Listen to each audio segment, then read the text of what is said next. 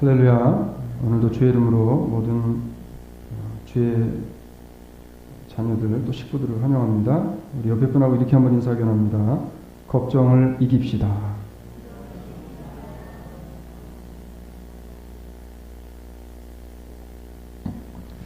오늘은 요한복음 52번째 시간으로 아직도 근심 중이십니까? 라는 말씀의 제목으로 우리가 은혜를 나누려고 합니다. 여러분, 걱정, 근심은 누구에게나 다 있는 그런 겁니다. 근데 걱정, 근심은 이기는 것이지 극복해내는 게 아니에요. 걱정, 근심은 싸워서 이겨야 되는 겁니다. 그러니까 걱정, 근심이 들었을 때 이 걱정, 근심과 싸워서 이기려는 의지도 중요하겠지만 우리 안에 역사하시는 성령의 은혜, 하나님의 은혜가 우리를 붙잡아 주시지 않으면 우리는 늘 근심이라는 그늘 속에 묻혀서 걱정하고 근심하고 살아가게 되어집니다. 아침에 1부예배 끝나고 나서 이제 친교하는데 무슨 이 얘기가 오고 갔냐면 주로 근심 걱정을 여자분들이 좀 많이 합니다. 이런 얘기가 오고 갔습니다. 예. 근데 맞나요? 맞아요? 예, 아멘. 여러분, 지난 한 주 동안에 어떤 걱정들을 하시고 사셨어요? 이번 달 렌트비는 어떻게 낼까? 아니면 자녀 학비는 어떻게 할까? 뭐 여러 가지 걱정들을 했을 겁니다. 사실 이민의 삶을 살아가는 모든 사람들이요, 수없이 많은 걱정거리들, 수없이 많은 근심거리들을 끌어안고 살아요. 그렇잖아요? 우리가 한 주간의 삶을 되돌아보면 참 하지 않아도 될 그런 쓸데없는 걱정, 근심들을 얼마나 많이 하고 살았나라고 생각이 들 때가 참 많습니다. 그 정도의 차이는 있겠지만 어떤 사람은 밤잠을 못 이룰 만큼 그런 근심에 빠지기도 합니다. 갑자기 뇌리속을 스치는 생각 때문에 염려를 하고 걱정을 해서 근심의 늪에 빠져드는 그런 사람도 있어요. 한 주 내내 한숨만 푹푹 쉬다가 한 주를 보낸 분들도 있을 겁니다. 저도 여러 가지 환경과 상황을 생각하면 사무실에 혼자 앉아있다 보면 한숨이 나올 때도 있어요. 여러분이 하는 근심이 과연 필요한 근심인가? 실제로 그 심리학자들이 이제 사람들을 대상으로 조사를 해서 연구 발표를 한 결과가 있습니다. 근데 뭐 이게 어느 정도 신빙성인지 저는 잘 모르겠지만 어쨌든 그래도 어느 정도의 신빙성이 있다고 생각합니다. 사람들이 하고 사는 근심과 걱정을 100%로 봤을 때 과연 사람들이 하고 있는 걱정이 우리 현실에서 몇 %가 일어날 수 있는 가능성이 있는가? 사람들 대상으로 조사해 보니까 사람들이 걱정하고 근심하고 살았던 일들이요, 50% 이상은 아예 일어나지 않는 일입니다. 그리고 30%는 과거에 일어났던 일들을 다시 되새김질하면서 걱정해요. 아니면 우리가 소예요. 자꾸 되새김질을 하면서 걱정을 합니다. 네? 아니 내가 왕년에 과거에 이랬었는데 내 일엔 과거 생각하면은 참 분통 터지고 열받는다는 거예요. 과거를 생각하면서 자꾸 과거를 들춥니다. 그러면서 걱정을 해요. 그리고 10%는 어떤 걱정이냐면 내가 걸리지도 않을 병을 걸릴까봐 전전긍긍하면서 살아간대요. 혹시 내가 암이 걸리면 어떡하지? 아니 좀 어디가 아프면 혹시 이게 큰 병이면 어떡하지? 라고 생각하면서 실제로 걸리지 않는 그런 병을 생각하면서 걱정을 하면서 산답니다. 근데 실제로 그 생각하는 병들이 사람들이 걸릴 확률은 희박하더라고요. 여러분, 지금까지 걱정하고 근심했던 것들이 현실에서 나타난 것이 몇 개나 있나 한번 생각해 보시기 바랍니다. 어떤 분이 그런 얘기를 해요. 목사님, 제가 아직 학생 신분으로 있는데 OPT까지 다 썼습니다.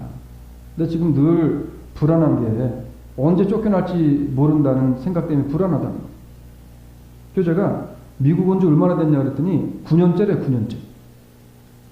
OPT까지 다 쓰고 지금 다 쓴 이후에 4년 동안을 살면서 한 번도 뭐 추방명이나 이런 걸 당해 보지 않았어요. 물론 근심이 안 될 수는 없지만, 그렇지만 근심하고 걱정한다고 그 문제가 해결될 건 아니잖아요. 그러니까 내 현실 속에 벌어지지 않는 문제를 자꾸만 걱정을 합니다.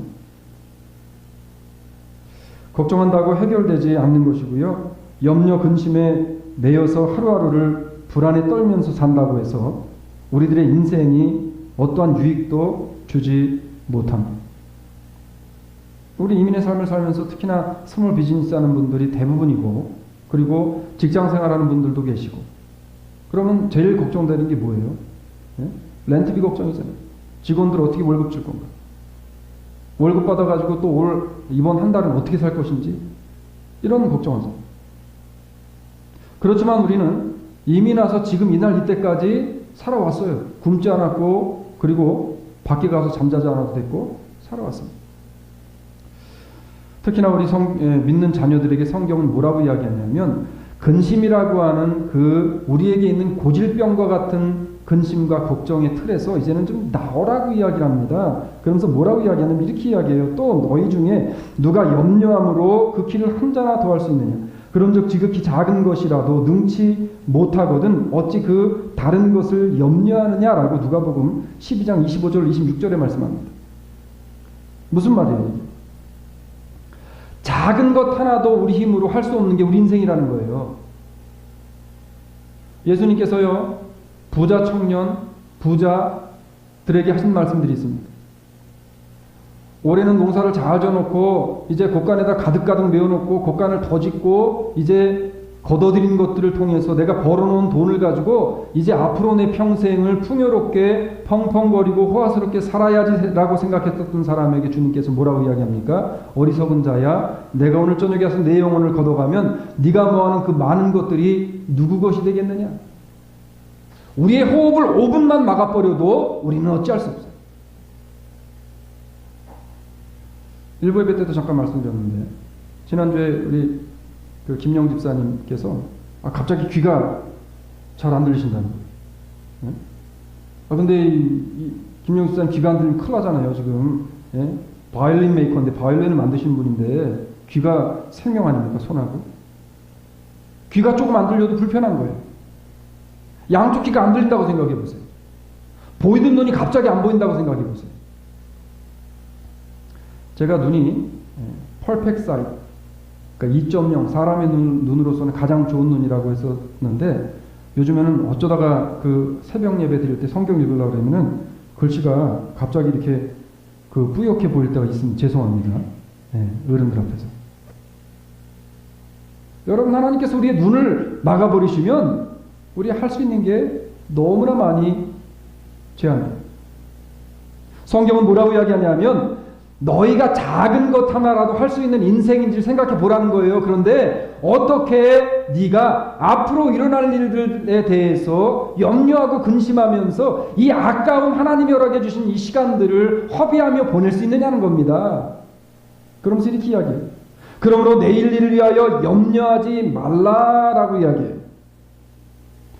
하나님께서 그러므로 내일 일을 위하여 염려하지 말라라고 하신 이 말씀은 부탁도 아니고 권면도 아니고 명령입니다. 염려하지 않는 것은 하나님의 명령이에요. 이 명령이 이제 어디에서 다시금 명령으로 나타나냐면, 오늘 본문 요한복음 14장 1절에서 주님께서 제자들에게 이렇게 명령하시죠. 너희는 마음에 근심하지 말라, 이렇게 이야기해요. 근심하지 말라. 이민의 삶을 살다 보면 극한 상황에 빠질 때도 있어요. 그것 때문에 삶의 기반과 내 존재 자체가 뿌리째 흔들리는 것을 경험할 때도 있습니다. 예를 들면 사업이 망해서 더 이상의 소망과 희망이 없다고 생각할 때, 갑자기 내 건강하다고 생각했던 몸에 큰 병이 찾아와서 모든 것이 하루아침에 무너져 버리는 순간. 사실 오늘 본문 속에 우리가 크게 두 인물들을 보게 되어지는데, 첫 인물은 예수 그리스도고 두 번째 인물은 예수님의 제자들이었습니다. 오늘 예수님께나 제자들에게나 인생의 근간을 흔들어 놓을 수 있는, 참으로 근심하고 걱정하지 아니할 수 없는 그러한 상황에 빠져 들었어요. 베드로가 예수님을 배반할 것을 말씀하신 예수님께서 화를 내시고 베드로에게 네가 어떻게 이럴 수 있느냐라고 하면서 경고하시고 화를 내셔야 될 상황. 3년이나 제자들을 데리고 다니시면서 3년을 먹이고 가르치시고 예수님 스스로가 본을 보여주셨던 그 제자들을 통해서 예수님에게 돌아온 것은 가룟 유다의 배반이었고요. 베드로의 수제자라고 했었던, 내가 주님을 위해 죽겠습니다라고 참 이빠른 소리 잘했었던 베드로, 말로는 청산유수 같았던 베드로가, 무리를 걸어갔던 능력을 경험했던 베드로가 예수님을 3번이나 저주하면서 부인하는 이 사건, 이 모든 것들을 알고 계셨던 예수님께서 우리 인생들, 만약에 예수님이 나였다면 나는 좌절하고 낭망해서 아마 제자들 안 봤을 거예요. 그런 제자들을 앞에 두시고 화를 내시기는커녕 주님께서 이 제자들에게 지금 던지시는 말씀이 뭐냐면 오늘 본문 14장 1절로 3절 이하의 말씀입니다. 너희는 마음에 근심하지 말라 명령하시면서 이유가 있어요. 왜? 어떻게? 라고 하는 거죠. 근심하지 않을 수 있는 방법을 너희가 이미 알고 있고, 너희가 만약에 그 방법이 너희 속에 마음으로부터 심령으로부터 그것을 의지하고 믿는다면 근심하지 말라는 거예요. 그게 뭐냐면 바로 하나님을 믿으니 또 나를 믿으라는 거예요. 너희들이 하나님을 믿느냐?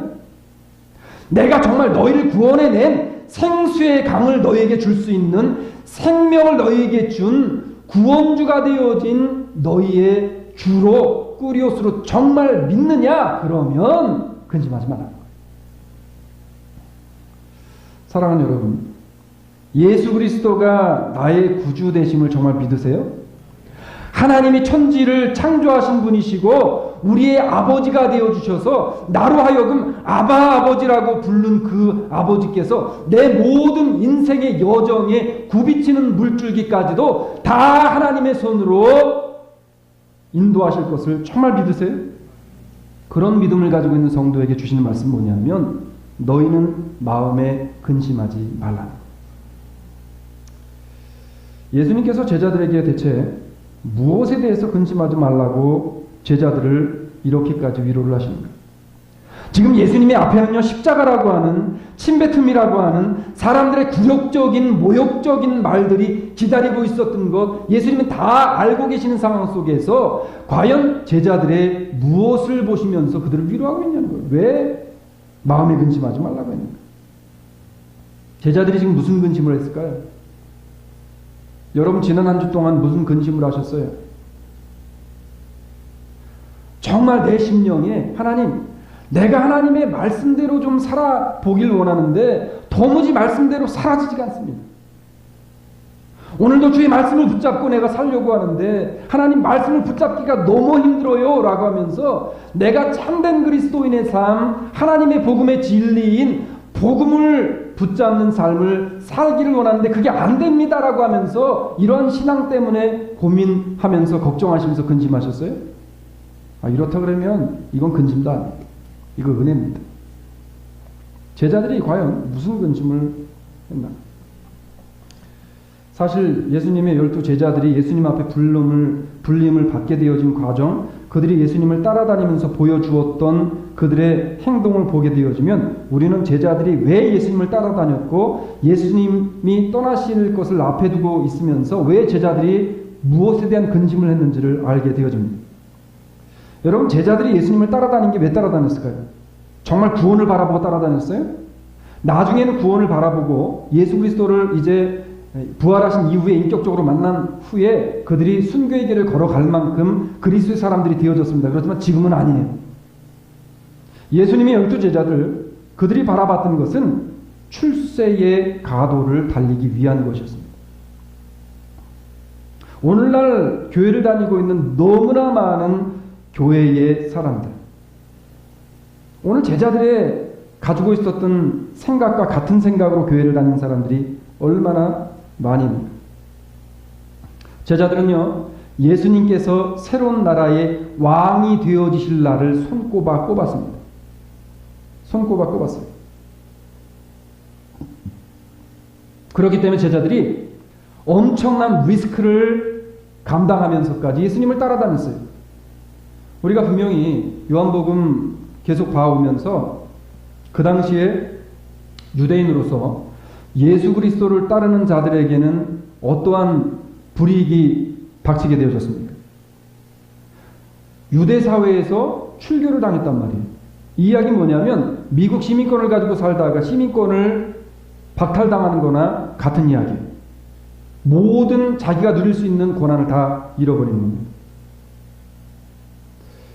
오늘날 교회를 다니면 복 받는다는 말을 듣고서 교회에 사람들이 나옵니다. 너무나 많은 목회자들, 죄송합니다. 너무나 많은 목사님들, 여러분 신앙생활하고 교회 잘 나오고 봉사하고 헌금 잘하고 그럼 여러분 복 받습니다. 라고 하는 것으로 너무나 이제는 그간의 성도들을 유혹했어요. 거짓말을 너무 많이 했어요. 그런데 어때요? 실제로 예수 정말 잘 믿어보려고 하면 복이 막 넘칩니까? 육신적인 복이 막 넘쳐요? 사도 바울이요. 바울 되기 전에 사울이었을 때는 그 사람은 남부러울 게 없이 살던 사람이에요. 내가 나가서 사람들을 잡아서 오면 잡을 수 있는, 사람들을 죽일 수 있는 권한까지 그에게 다 있었던 사람이에요. 그랬던 그가 다메섹 도상에서 예수 그리스도를 인격적으로 만나고 그 안에 성령의 임재가 임하게 되어지니까 예수 그리스도를 바로 믿고 바른 길을 가려고 하다 보니까 그때부터 뭐만 닥칩니까? 소위 말하는 우리 사람들이 생각하는 우한 핍박을 당합니다. 안 당하던 배를 타가다 파손을 당합니다. 매를 맞습니다. 복음 때문에. 이게 여러분 신앙이에요. 바른 신앙의 길을 걸어가려고 하면 우리에게 있어서 복이 임한다. 물론 복은 임합니다. 우리에게 천국이 약속되어진 천국을 바라보고 가는 사람들이기 때문에 우리에게 분명한 하나님의 약속되어진 복이 있어요. 때로는 이것이 물질의 복으로 올 수도 있습니다. 그런데 지금 세상에서 벌어지고 있는, 세상에서 말하는 그러한 만사형통의 복을 하나님이 주시는 그런 게 아니에요. 근데 예수님의 제자들은요, 예수님의 나라가 임하게 되어지면 자신들에게 만사형통이 되게 되어질 그러한 출세를 생각합니다. 자, 성경이 이것을 입증하는데 성경은 이렇게 이야기해요. 그때에 세베대의 아들의 어미가 그 아들들을 데리고 예수께 와서 절하며 무엇을 구하니 예수께서 가라사대 무엇을 원하느냐 가로되 이 나라에 나의 두 아들을 주의 나라에서 어떻게 해요? 하나는 주의 우편, 하나는 주의 좌편에 앉게 명하소서. 마태복음 20장 20절로 21절에. 아니 목사님, 부모 엄마가 자식들을 위해서 뭐 그런 거 당연한 거 아닙니까? 자, 성경을 보게 되어지면 엄마보다 아들들이 더 한술 더 뜹니다. 세베대의 아들 야고보와 요한이 주께 나와 여짜오되 선생님이여 무엇이든지 우리의 구하는 바를 우리에게 하여 주시기를 원하옵나이다. 이 말씀을 들으면서 무슨 생각이 드세요? 저는 요 한 구절의 말씀을 묵상하고 들으면서 사실은 소름이 돋고 정말 충격을 받았습니다. 무엇이든지 우리 구하는 바를 우리에게 하여 주시기를 원합니다. 누가 하는 이야기예요 지금? 지금 제자들이 하고 있는데 이거 지금 누가 하고 있어요? 지금 오늘날 우리 교회를 다니고 있는 수없이 많은 사람들이 마치 예수 그리스도를요 복받게 해주는 도깨비 방망이처럼 생각해서 교회만 잘 나오면 만사형통 받는다는 이런 어처구니 없는 거짓말로 우리를 속이고 있는 그러한 현실. 오늘 제자들은 예수님을 따라다니면 예수님이 도깨비 방망이가 되어줄 줄도 알았어요. 이르시되 예수님께서 이렇게 이야기해요. 이제 그런 사고방식, 그런 마음을 가지고 예수님께 질문했던 제자에게 이르시되 너희에게 무엇을 하여 주기를 원하느냐? 그랬더니 제자가 이렇게 이야기합니다. 여짜오되 주의 영광 중에서 우리를 하나는 주의 우편에 하나는 좌편에 앉게 하여 주시옵소서. 마가복음 10장 35절로 37절에 그랬습니다. 아니 주들만 좌우에 앉으면 다른 제자들 어떻게 간 말이에요? 믿음의 길이라고 하는 것, 신앙의 길은요 눈에 보이는 것을 따라 사는 사람들이 아닙니다. 오늘 예수님의 제자로 3년이나 따라다녔던 야고보와 요한이 신앙적 관점에서 예수님 앞에 나온 것이 아니라 지극히 세속적이고 세상적 기준으로 우리가 주님을 따라다니면 복받지 않습니까? 라고 하는 것이나 똑같은 거죠.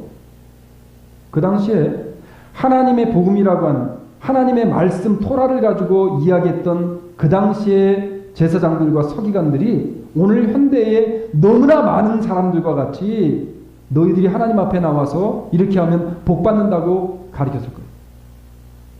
예수님은 그러지 않았어요. 이런 상황 속에서 왕이 되실 줄로 알았던 예수님께서 어처구니 없는 일을 하십니다. 무슨 일을 하냐면 제자들의 발을 막 씻겨요. 왕이 될 뿐이. 그러더니 더 황당한 이야기를 합니다. 급기어 충격적인 말씀을 하는데 이렇게 이야기해요. 13장 36절 하반절에 보니까 예수께서 대답하시되 나의 가는 곳에 내가 지금 따라올 수 없다 이렇게 이야기합니다. 여기서 제자들은 확 넘어가는 거죠. 예수님 따라다니면 복받고 예수님 따라다니면서 이제는 로마 사람들에 의해 억압받고 있었던 자신들이 하나는 좌측에서 하나는 우측에서 세상을 호령하면서 살 줄로 생각했었는데 예수님께서 뭐라고 이야기하냐면 발을 씻기시더니 급기야는 너희가 내가 가는 나라에 올 수 없다는 거예요. 지금 예수님의 새로운 나라에서 지금 출세를 할 거로 생각을 했던 사람들인데 올 수 없다는 겁니다. 지금 예수님의 새로운 나라에서 높은 벼슬을 할 것으로 생각하고 있었던 자신들의 생각과 전혀 다른 예수님의 나라에 자신들이 갈 수 없다는 청천벽력과 같은 이야기를 들었어요. 제자들이 목표로 삼고 보고 왔었던 것이 이루어지지 않게 되어진 사실, 하루아침에 물거품이 되어져 버린 이 현실 앞에서 제자들은 카오스, 혼돈에 빠지게 되어집니다. 여러분도 그렇잖아요. 내가 이것은 하면 반드시 될 것이라고 생각해서 거기에 올인했단 말이에요. 다 투자했어요. 가지고 있는 5만 불, 10만 불 다 투자했어요. 그런데 투자하고 보니까 그거 아니라는 거예요. 어떻게 써요, 여러분? 인생이 허무한 거죠. 모든 것을 다 잃어버린 거예요. 그래서 제자들 마음에 두려움과 근심으로 있었던 거예요. 자신들에게 무엇인가 불길한 일이 오고 있다는 생각을 하고 있었던 제자들, 그 제자들에게 주신 본문의 말씀이 바로 오늘 본문입니다. 두려움과 근심으로 인해 자신들에게 무엇인가를 이제 어떻게 해야 할 바를 모르고 있는 제자들에게, 바라기 오늘 말씀이 제자들과 같은 두려움과 근심에 사로잡혀 있는 성도들이 있다면 말씀을 통해 이 두려움과 근심을 밟고 이겨서 일어서는 우리 주사랑 장로 교회와 모든 식구들이 되어지기를 주의 이름으로 축원합니다. 사람과 세상이 줄 수 없는 진정한 위로와 평안이 오늘 말씀을 통해서 교회와 성도들의 가정 안에 사업 가운데 폭포수와 같이 임하게 되어지기를 주의 이름으로 축원합니다. 그러면 어떻게 해야 근심과 두려움으로부터 우리가 이것을 이기고 나갈 수 있는가? 우리가 빨리 두 개만 보기를 원합니다. 첫 번째는 뭐냐면 습관적인 근심의 늪에서 빠져나와야 됩니다. 습관적인 근심의 늪에서 빠져나와야 돼요. 한번 여러분들이 주변의 사람들이나 아니면 함께 지내는 사람들, 아니면 나 스스로를 한번 보세요. 불평하는 분들도 보면요, 습관적입니다. 두려워하거나 걱정하는 분들 보면 습관적이에요. 습관적이에요. 그러니까 모든 것들이 습관적입니다. 제자들의 삶을 유심히 보게 되어지면 이들은 이미 습관적으로 근심하고 걱정하는 삶을 살았어요. 예수님의 여러 가지 이적들과 기적들 앞에서 제자들은요, 자신들의 기준과 노하우를 먼저 앞세워서 그래서 근심의 틀에서 벗어나지 못합니다. 근심의 늪에서 벗어나지 못했어요. 자, 성경을 보니까 이렇게 이야기해요. 때가 저물어 가매 제자들이 예수께 나와 여짜오되 이곳은 빈들이요 때도 저물어 가니 무리를 보내어 두루 촌과 마을로 가서 무엇을 사 먹게 하소서. 대답하여 가라사대 예수님이 제자들에게 이렇게 이야기합니다. 너희가 먹을 것을 주라 하시니 여짜오되 우리가 가서 200데나리온의 떡을 사다 먹이리까? 라고 마가복음 6장 35절로 37절에서 이야기합니다. 사실 모여든 사람들에게 무엇을 먹일 것인가에 대한 걱정은 제자들이 해야 되는 거예요, 안 해야 되는 거예요? 이거 제자들의 몫이 아니에요. 거기 지금 모여든 사람이 장년, 남자, 18세 이후로 60세 이하의 남자만 5,000명이면 여러분 거기에 그 이하, 이후 여자, 어린아이들까지 한다면 아마 미니멈 2만 명은 됐을 거예요. 이 사람들에게 무엇인가를 먹이는 걱정을 제자들이 할 걱정이 아니었습니다. 하지 않아도 될 걱정과 근심을 하면서 예수님께 이야기를 했습니다. 그런데 주님께 자신들에게 모여든 모든 사람들에게 어떻게 이 사람들을 먹일 것입니까? 라고 이야기했던 예수님이 니들이 먹이라는 거예요. 기가 막히거든요. 말도 안 되는 소리를 예수님이 하시거든요. 그랬더니 지금 제자들이 예수님에게 무슨 얘기하냐면 퉁명스럽게 하는 겁니다. 아, 예수님, 이 사람들 다 먹이려면 200데나리온도 모자라요. 예수님, 말이 되는 소리입니까? 그럼 여기서 우리는 한 가지 질문을 하게 되죠. 그러면 어차피 안 되는 건데 왜 예수님께서 제자들에게 야 너희들이 좀 먹여라, 너희들이 먹을 것을 줘라 라고 왜 이야기하셨냐는 거예요. 예수님은요, 어차피 너희들이 할 수 없는 일이고 너희들이 걱정할 필요 없는 것이니 너희는 나를 믿고 따라오기만 하면 된다는 겁니다. 지금 하나님의 말씀이 임하시면 불가능이 없음을 깨달으라는 것을 지금 말씀하고 있어요. 너희들은 육신에 먹을 것만을 생각하느냐? 육신에 먹을 것보다 더 중요한 것이 너희들에게 있는데 오늘 저들이 무엇을 먹을 것인가에 대해서 너희들이 정말 생각하지 않는구나라는 말씀이에요. 지금 모여든 사람들에게 정말 필요한 거에 뭐예요? 빵과 물고기였습니까? 아니에요. 오늘 현대 교회들에게 정말 필요한 게 뭐예요? 잘 지어진 건물입니까? 목사의 좋은 스펙이에요? 아니에요. 오늘 성도들에게 필요한 것, 오늘날 목사인 저 자신에게 필요한 것은 하나님의 말씀이 가라고 하는 것이 어떠한 길인지 그 말씀을 따라가는 것이고, 오늘날 성도들에게 필요한 것은 오늘 예수 그리스도 앞에 모여든 수없이 많은 사람들에게 떡과 빵이 아니라, 고기가 아니라 예수 그리스도를 통해서 나오는 생명의 양식인 말씀이 그들에게 들어가는 것이 더 필요했다는 거예요. 지금. 그래 예수님이 뭐라고 이야기합니까? 예수께서 대답하여 가라사대 기록되었으되 사람이 떡으로만 살 것이 아니요 하나님의 입으로 나오는 모든 말씀으로 살 것이니라. 할렐루야. 마태복음 4장 4절의 말씀. 떡은 언제든 먹을 수 있어요. 거기 모여든 사람들 하루 굶어도 괜찮아요. 요즘 건강 때문에 여러분 굶식도 많이 안 돼요. 하나님의 말씀이 없어 기갈이래요. 성경에서. 하나님의 말씀이 없어 기갈이래요. 먹을 음식이 없어 기갈이 아니래요. 미국에서 하루 동안 버려지는 양의 음식을 가지고 지구의 인구의 3분의 1이 먹고 산답니다. 3분의 1이 하루를 먹을 수 있대요. 미국에서 하루 한 끼 버려지는 음식의 양. 여러분 먹는 것은 음식을 못 먹으면 굶어 죽을 수는 있어요. 그렇지만 영의 양식을 먹지 못하면 우리 영이 죽어버리는 거예요. 육신의 생각과 이 세상을 살아가면서 근심과 걱정을 하지 않는 사람은 없어요. 목사인 저도 걱정하고 근심합니다.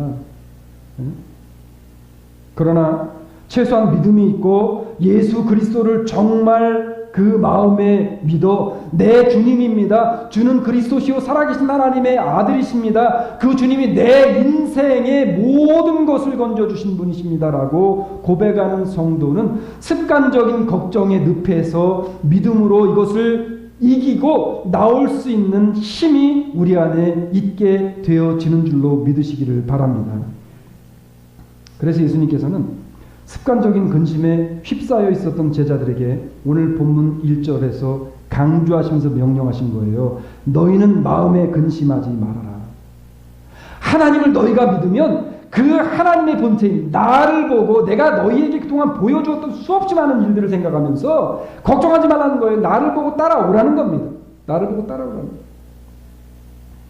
정말 창조주 하나님께서 살아계심과 전능하심을 믿는다면 구원의 약속이 되시고 내 인생의 나침판이 되어주셔서 나로 하여금 믿음의 바른 길로 가게 하시는 예수 그리스도를 바로 붙잡아서 그 주님의 주시는 힘으로 내 능력으로는 안 돼. 그 주님이 주시는 말씀의 힘으로 오늘도 습관적인 늪에 빠져 허우적거리는 근심 속에서 이 근심을 말씀으로 딛고 일어나는, 이기는 그러한 우리 주사랑 장로교의 모든 성도들이 되어지기를 주의 이름으로 축원합니다. 자, 그런데 이게 그냥 말씀의 힘을 붙잡고 일어날 수 있는 게 아니에요. 어떤 사람이 이런 말씀의 힘이, 말씀의 능력이 우리 속에서 역동적으로 일어나게 되어지냐면, 두 번째, 오직 예수 그리스도를 통해서만 약속된 천국의 실제성을 믿어야 된다는 겁니다. 예, 좀 길은데. 자, 이 실제성이 뭐냐면, 세르라이 블루바드를 타고 북쪽에서 사우스로 내려오다 보면 왼쪽에 주사랑 장로교회가 있습니다. 사우스에서 노스로 세르라이 블루바드를 타고 올라오다 보면 오른쪽으로 주사랑 장로교회가 있어요. 이거는 실제로 있어요. 그렇죠? 없는 거로 있다고 하잖아요. 이게 실제성입니다. 여러분, 천국이 추상적으로 있는 것이 아니라 천국은 정말로 하나님께서 우리를 위해 예비하신 우리가 가야 할 본향인 것을 믿으시죠? 이걸 믿는 게 실제성입니다. 근심과 걱정은 자신의 미래에 대한 불확실성이 강하게 되어질 때 생기는 일종의 정신적 또는 영적인 질병이라고 저는 생각합니다. 예수님께서 떠나시게 된 이후에 제자들은요, 자신들이 따라야 할 선생이 없고 새 나라가 되어지면은 왕으로 영입되어져서 우리가 그 왕 대신 예수님을 통해서 호의호식하면서 떵떵거리고 살 것을 생각했었던 제자들이 예수님이 그게 아니라고 이야기하니까 이제 뭐가 없어졌냐면 목적지가 사라져 버린 거예요. 목적지가. 우리 인생은 목적지를 가지고 살아야 됩니다. 그런데 세상적인 목적지를 가지고 사는 사람들은 그 목적을 이루게 되어지면 이내 허무해지는 거예요. 돈의 목적을 두고 사는 사람들은 돈 많이 벌면 어때요? 만족합니까? 아니, 우리나라 옛말에 무슨 말이 있어요? 쌀 99 가마 가지고 있는 사람이 한 가마인 사람 거 뺏어가지고 채운대요. 그럼 만족합니까? 아니에요. 그만큼 물질은 더 욕심이 생긴다는 겁니다. 우리의 목적이 세상에 될 수 없어요. 그런데 천국이라고 하는 우리의 목적은요, 우리가 거기에 들어가게 되어지면 우리에게 더 이상의 다른 것이 필요 없어요. 다른 것이 필요 없어요.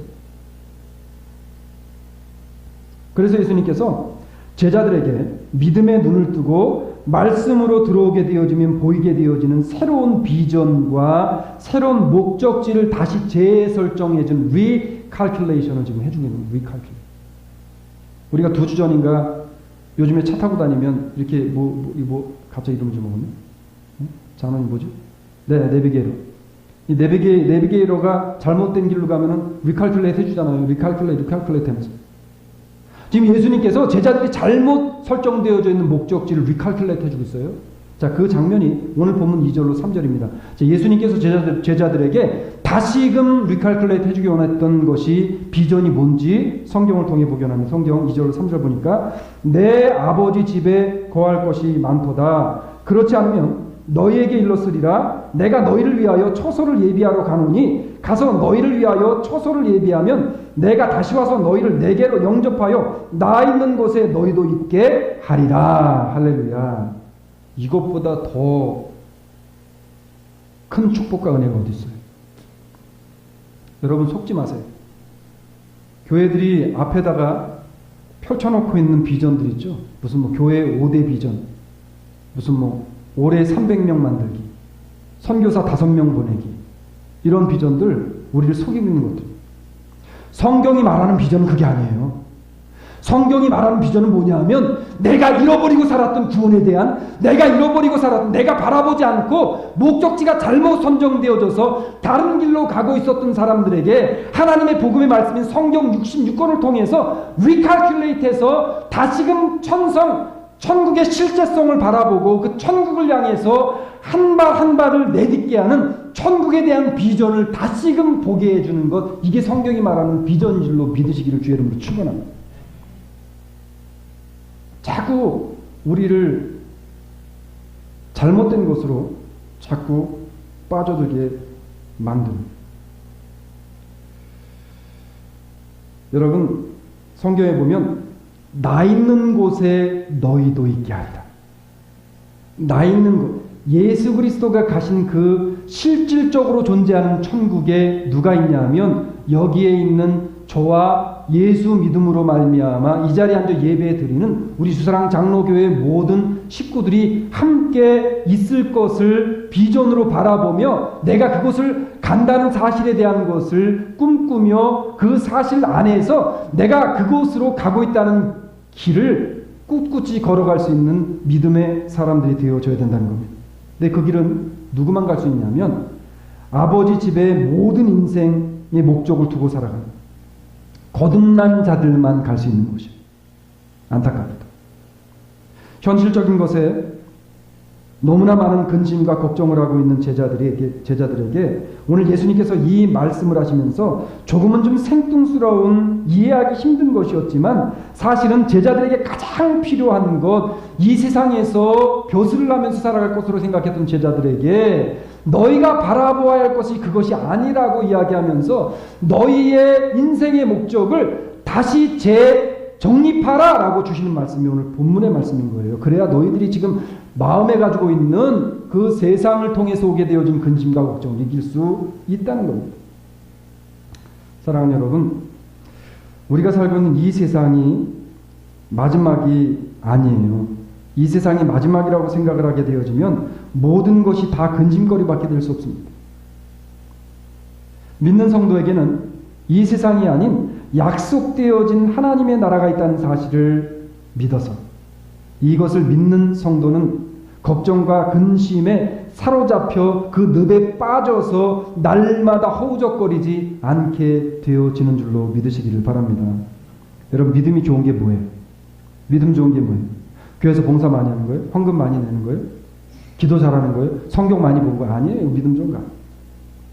믿음 안 좋아도요. 믿음 안 좋아도 성경 많이 볼 수 있어요. 성경이 말하는 믿음 좋은 게 뭐예요? 성경은 이렇게 이야기해요.